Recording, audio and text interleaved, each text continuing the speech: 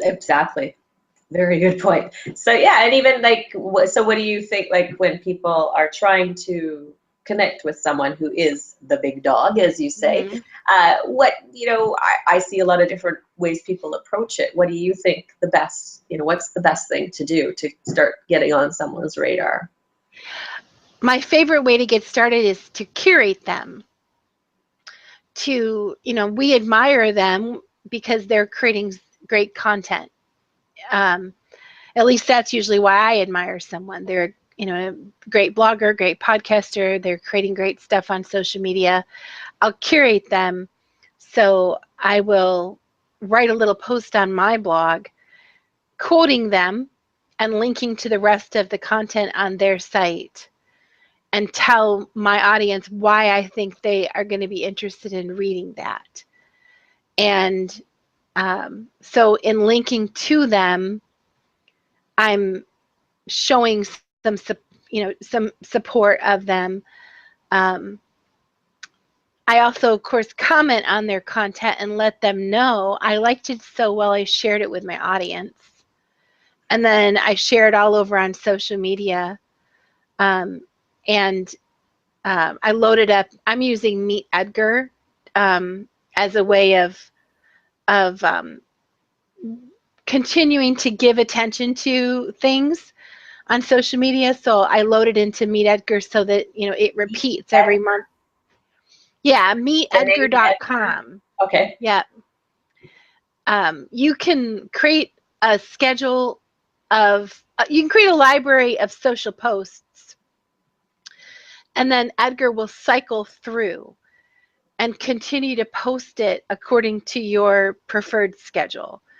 So if there's someone that I've curated a couple of times, um, every month or so that reposts somewhere, whether it's LinkedIn or Facebook or Twitter or whatever. I continue to give it social love. Um, that's my favorite first step, because it's one thing to see something on Facebook and click like, Mhm. or even to share it on Facebook. They may or may not ever notice that. But when you link to them from your site, some of them will get it if they have pingbacks turned on, trackbacks turned on. They'll know you did it. They might not, depends on how busy and their blog is. But if you actually send them traffic, if you actually promote it well and send some people over, they're way more likely to notice it.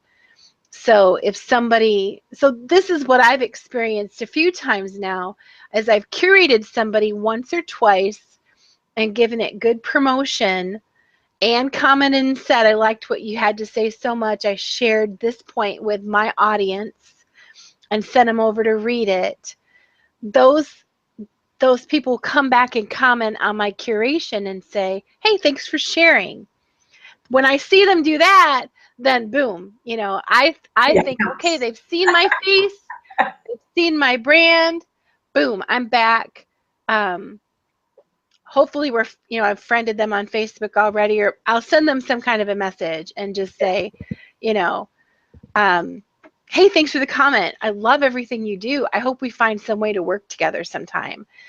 And it has totally worked to start relationships. Um, I take it if I take I'll take it even farther. I'll submit their content to BizSugar, which is a social booking site specifically focused on business. So it's BIZ in the United States, sugar. Yes, BizSugar. I'll Okay. submit their content. I don't submit my curated content there. That would be kind of stinky. I submit their content link to BizSugar, and then I ask a few of my friends to give it some sugar, with the hopes of driving it to the home page, making it hot. Because once it's hot, then it gets mentioned in their weekly newsletter. And, So and how does the person know then that I you've done tell them. it? Oh, Then you I tell tell them.